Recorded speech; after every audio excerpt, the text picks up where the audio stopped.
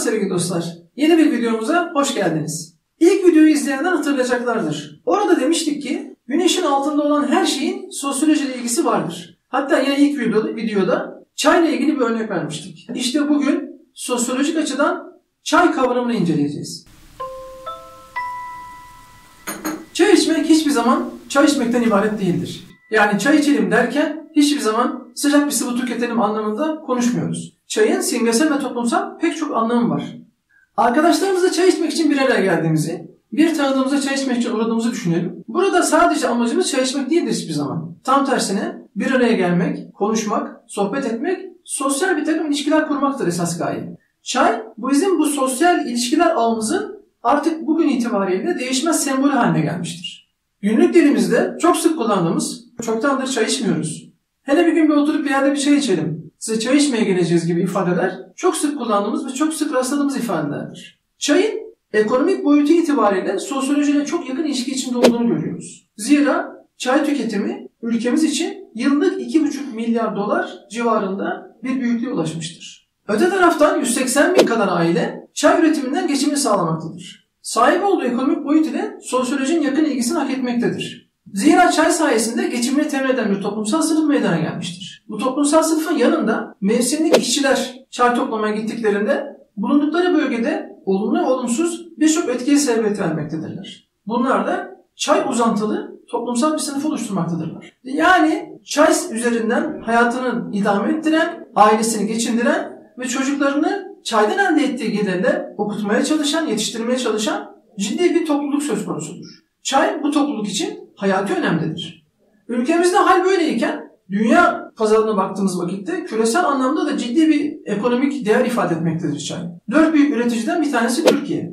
Diğerleri Kenya, Sri Lanka yani Seylan, bir tanesi de Çin'dir. Ve en çok çay tüketilen ülkelerin başında yine ülkemiz gelmektedir. Bu yönüyle de bakıldığında küresel pazarda ciddi pazar kapma yarışının bir savaş alanının ortamı gibidir çay piyasası. Ve bu savaş esnasında pek çok insanın, dünyada pek çok insanın, ülkemizde pek çok insanın hayatı direkt etkilenmektedir. Çayın bu ekonomik boyutlarından başka bir de kültürel boyutu vardır. Ki kültürel boyutu belki çok daha derinlere dayanmaktadır. Örneğin Japonya'da çay seremonisi yapılmaktadır ve bu çayın hangi zamanda, kime, nerede ikram edildiği ayrı ayrı simgesel anlamlar taşımaktadır. Hatta bu çay seremonisini yapan insanlar özellikle yetiştirilmekte ve bu eğitimleri çok uzun sürmektedir. ABD'de ise çay, kolonilerin İngilizlere karşı açtığı savaşın bir nevi simgesi haline gelmiştir. 7 yıl savaşlarını kaybeden İngiltere, 1767 yılında kayıplarını karşılamak üzere çayın da içinde bulunduğu pek çok ürüne ek vergiler koymuştur. Amerika'daki koloniler bu duruma ciddi tepki göstermişler ve İngiltere'den gelen çayları tepkisel olaraktan Boston limanına dökmüşlerdir. Bu da simgesel de olsa savaşı başlatan ilk kıvılcımdır.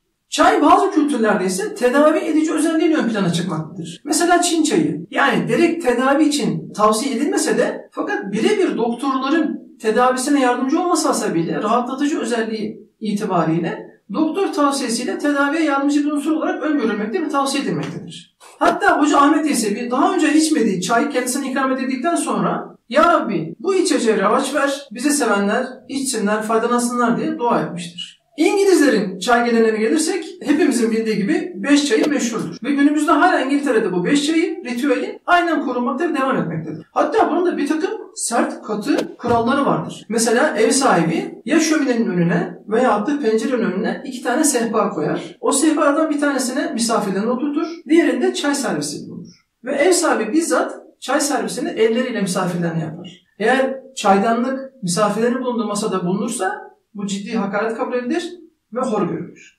Ülkemizde ise bugün sular seller gibi çay tüketiyor olsak da hayatımızın ayrılmaz bir parçası haline gelmiş olsa da hatta bazı tiryakiler için hayatının gayesi haline gelmiş olsa da çay tüketimi çok yakın zamanlara dayanmaktadır. Cumhuriyet'in ilk yıllarına kadar çay tüketimi bu kadar yaygın değildi. Ağırlıklı olarak tüketilen içecek ise kahveydi. Fakat Cumhuriyet'in ilk yıllarına itibaren 1924 ile 1937 yılları arasında Atatürk'ün öngörüsüyle çay üretiminin organize edilmesi ve zaman içerisinde çay kurum kurularak çay üreticisinin de örgütlenmesi neticesinde çay üretimimiz artmış, dünyanın en çok çay üreten 4 ülkesinden biri haline gelmişiz. Dolayısıyla çay ucuzlamış ve herkes tarafından içilir hale gelmiştir. Çay hayatımıza bu kadar girmişken tabii ki hayatın bir uzantısı, edebiyatta da kendine ciddi yer bulmuştur. Şiirden romana, öyküden nesire pek çok yerde çay anlatılarıyla karşılaşmamız mümkündür. En bilinenlerden bir tanesini ki hepiniz biliyorsunuzdur. Ben size hatırlatmış olayım. Necip Fazıl'ın bir şiirinden bir anlatıdır kendisi. Çaycı,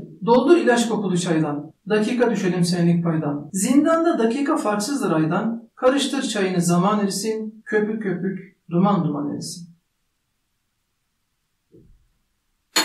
Kimi zaman bir iç savaşın kıvılcımı olan, kimi zaman ilaç olarak tavsiye edilen, kimi zaman da, çoğu zaman da daha doğrusu, toplumlara kültürel derinlik katan çay hakkındaki videomuzun sonunda metaforik göndermelerle dolu çok güzel bir hikaye var. Sizlerle paylaşmak istiyorum. Üst demlik gelindir, alt demlik kaynana. Alt demlik kaynadıkça onun harareti artar ama aynı zamanda üst demlikteki çay olgunlaşır ve demlenir. Bardak gelinin kocasıdır. Her iki çaydanlıktan da yeterince nasibini alır. Biraz kaynana doldurur, biraz gelin. Bu nedenle denge usulü çok önemlidir. Açık ya da demli çay kimsenin hoşuna gitmez. Çayın şekeri ise çocuklardır. Çaya tat verir fakat çok şeker çayın lezzetini kaçırır. Şekersiz çay alışanlar için ise bir tanesi bile fazla gelebilir. Çay kaşığı görümcedir. Arada bir gelir karıştırır ve gider. Kayınpederi gelince o çay tabağıdır. Çayın demine suyla hiç karışmaz. Bir köşede sessiz sedasız oturur bekler. Sadece dökülenleri toplar, çevreye zarar gelmesini engellemeye çalışır. Ara sıra onu da boşaltmak gerekir, yoksa taşıp her şeyi berbat edebilir. Çay süzgeci ise ailenin sahip olduğu değerlerdir. Aileyi dış müdahalelerden korur. Delikleri büyük olursa çayın tadı kaçabilir. Kısacası çay ailedir. Ve ağız tadıyla içilecek bir bardak çayın üstüne bu dünyada yoktur.